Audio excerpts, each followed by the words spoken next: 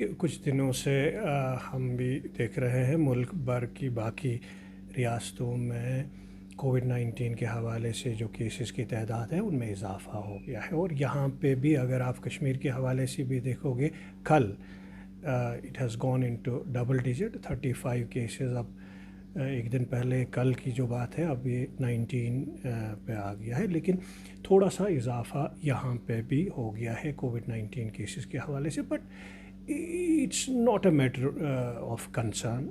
People should not panic. There is no need to panic. There is no need to worry. मैं इसलिए बोलता हूँ क्योंकि हस्पतालों में कोविड-19 का कोई केस नहीं है। इसका मतलब ये है जितने भी आप ये कोविड-19 के केसेस देखते हो वो बड़े माइल्ड से हैं, फ्लू की तरह। आम ज़ुकाम वायरस जिस तरह मामूली सा ज़ुकाम करता है उसी तरह ये भी करता है। और हस्पतालों में कोई पेशेंट सीवियर डिजीज़ लेके अब नहीं आया अभी तक। तो इसका मतलब ये है कि ये माइल्ड सा जो है फ्लू वायरस की तरह है और माइल्ड डिजीज़ करता है। It does not cause a severe disease. इसकी वजह ये है क्योंकि मोस्ट ऑफ द पीपल और इम्यूनाइज्ड, चाहे वो वैक्सीन के हवाले से बहुत सारे लोगों ने वैक्सीन भी किया है और बहुत सारे लोगों को नेचुरल इन्फेक्शन भी हो गई है पास में।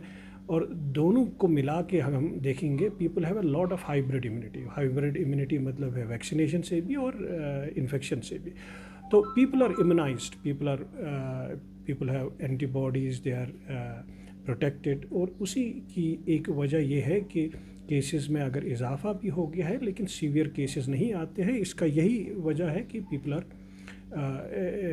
इम्यूनाइज्ड। और सबसे बड़ी ये चीज़ है कि अभी तक जितने भी इजाफा जो कोविड-19 के केसेस में, there is no new variant. ये वही है ओमिक्रॉन एंड सब वेरिएंट्स जो सर्कुलेट हो गया। अब आप बोलोगी ये इजाफा क्यों हो गया कि ये तब भी जब लोग इम्यूनाइज्ड हैं लेकिन इन्फेक्शन आएगी। There will be ups and downs क्योंकि ये कोविड-19 वेरिएंट जो है, वायरस जो है, इसका जो पैंडेमिक का अगर इख्तिताम हम कहेंगे हो गया जो पहले ओमिक्रॉन के इनकमिंग से, लेकिन it has not gone anywhere. It has stayed, it has become endemic. ये वायरस फ्लू वायरस की तरह रहेगा और लगातार रहेगा and it will cause here and. जिस तरह फ्लू ज़ुकाम इन्फ्लुएंजा वायरस करता है, हर साल करता है, और न सिर्फ विंटर में भी बल्कि स्प्रिंग में भी हमने देखा ज़ुकाम वायरस सब करता है इन्फेक्शन। उसी तरह से कोविड-19 जो है इट विल कॉज आउटब्रेक्स क्योंकि ये अब हमारे साथ रहेगा। You are going to live with this virus. सो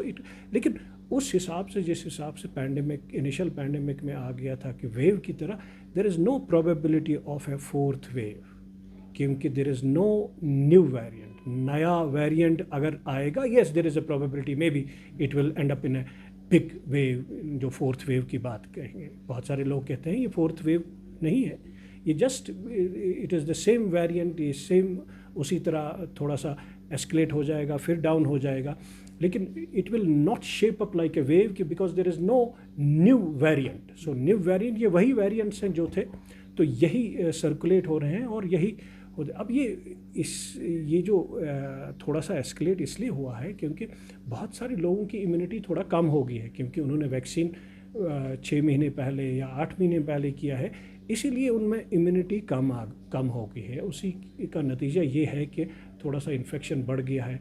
और जो ये बूस्टर डोजेज़ जो आ गए थे, there has not been a enthusiasm about booster doses. बहुत सारे लोगों ने बूस्टर डोजेज़ नहीं किए और मेरा ये मानना है उसकी वजह से भी अगर बूस्टर डोजेज़ लोगों ने किए होंगे, maybe we would have not seen an escalation of cases. Booster doses में कोताही आ गई है। Most of the people are not done with this booster dose. Even अगर आप हेल्थ केयर वर्कर्स की बात करोगे, most of the doctors and paramedicals are without a booster dose. जब प्रिकॉशनरी डोज जिसको हिंदुस्तान में कहते हैं precautionary dose, this is same as booster dose. So this was a must, especially for high risk groups, but most of the people have not done. उसका एक नतीजा भी, and people have become lax also. Obviously कितनी देर वो social distancing, masking वगैरह जब हो जाएगी, they are mixing up, so there will be an escalation. But आपकी वसादत से मैं लोगों को ये इत्मीनान कर सकता हूँ, उनको ये कि दिलासा दे सकता हूँ कि that it will not end up in any major wave. There will be an escalation and there will be a dip soon. थोड़ा सा केसेस बढ़ जाएंगे और ये होता रहेगा.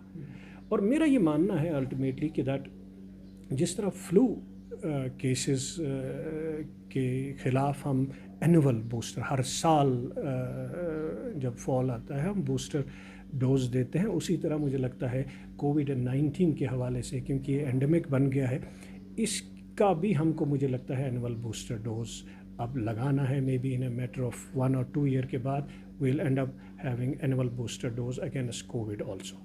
डॉक्टर साहब, उन लोगों के लिए कोई एडवाइजरी रहेगी जो नज़ला ज़ुकाम आजकल जिनको होता है, क्या वो उनको अलग रहना चाहिए या उनको कोविड टेस्टिंग वगैरह करवानी देखो चाहिए? ये यस, बहुत सारे लोग ख़ास तौर पर बच्चे, हमने कुछ दिनों से कुछ हफ्तों से लगातार ज़ुकाम लेके और काफ़ी तादाद. देखो ये क्यों हुआ, ये कोविड-19 न सिर्फ कोविड-19 की वजह से है बल्कि बाकी जो रेस्पिरेटरी वायरस है, नॉन कोविड रेस्पिरेटरी वायरस, बच्चों में राइनो वायरस, बच्चों में रेस्पिरेटरी सिंस्टल वायरस, और जो बच्चे जब स्कूल जाना शुरू हो गए हैं एकदम तो क्राउडिंग हो गई है, उससे एक दूसरे का फैल सकता है. और ये कोविड ही नहीं होगा, ये नॉन कोविड, क्योंकि हम अब सोशल डिस्टेंसेस को, जो बाकी वायरसेस के ख़िलाफ़ भी जो इम्यूनिटी हुआ करती थी हमको पहले 2 साल पहले 3 साल पहले, अब वो बच्चों में नहीं है, क्योंकि most of the times they were indoors, so they don't have a immunity. All of a sudden जब वो एक जगह आ गए तो एक बच्चे को लग गया, ये पूरे स्कूल को लग गया, और फिर जब वो घर में आते हैं तो बड़ों को भी लग जाते हैं.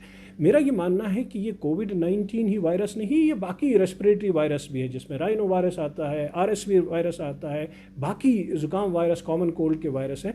और ये थोड़ा सा ज़्यादा हावी इसलिए आ गए क्योंकि 2 साल 3 साल तक हमारे जो है लोग इंडोर्स रह गए, मास्क लेके होते थे, इसलिए उनको इम्यूनिटी नहीं है उन नॉन कोविड वायरस के ख़िलाफ़. और एकदम थोड़ा सा मे बी यस, जिसको अब ये रेस्पिरेटरी, इफ़ सम बच्चा is down with the respiratory, कोई भी चाहे नॉन कोविड ही होगा, आइडियली ही शुड आइसोलेट, उसको स्कूल नहीं जाना चाहिए जब तक उसके सिम्टम्स ठीक हो जाएंगे, चाहे बुखार होगा, खांसी होगा, ज़ुकाम होगा, जब तक वो ठीक नहीं हो जाएंगे उसको parents should not send him to the school, क्योंकि जब वो स्कूल जाता है तो बाकी बच्चों को देते हैं, और जब वो बाकी बच्चों को, इवन नॉन कोविड वायरसेस, फिर जब आप बूढ़ों को अगर घर में लग जाएगा, क्योंकि बच्चों से फिर जब वो घर में आ जाते हैं तो बुज़ुर्गों को लग सकता है, उनमें कोई भी वायरस जानलेवा हो सकता है. और मेरा ये मशवरा है कि उनको एहतियात रखना चाहिए. देयर इज़ नो ट्रीटमेंट, जो एंटीबायोटिक नहीं देने चाहिए, उससे बढ़ जाता है. सिम्टोमेटिक अगर किसी को बुखार होगा पैरास्टामोल खाना चाहिए या एंटीहिस्टामिनिक लेना चाहिए अगर किसी को नज़ला ज़ुकाम है. लेकिन जो एंटीबायोटिक्स देते हैं, चाहे डॉक्टर लोग देते हैं या घर में ओवर द काउंटर दे के आते हैं, they are not advised. It's a viral thing, it will go on its own. अगर आप एंटीबायोटिक दे दोगे it will get prolonged. Thank you.